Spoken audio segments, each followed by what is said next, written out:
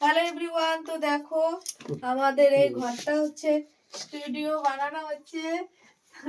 এখানে এই ঘরটাতে আমার মানে ভিডিও শুট হবে। অনেক দিনের ইচ্ছা ছিল এই ঘরটাকে সাজানোর।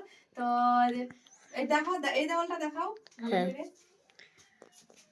হ্যাঁ, তো এক সাইড করেছি পুরো কালো, আরেক সাইড এই যে গ্রিন থাকবে ঘাসের। তো তিনটা পার্ট হবে।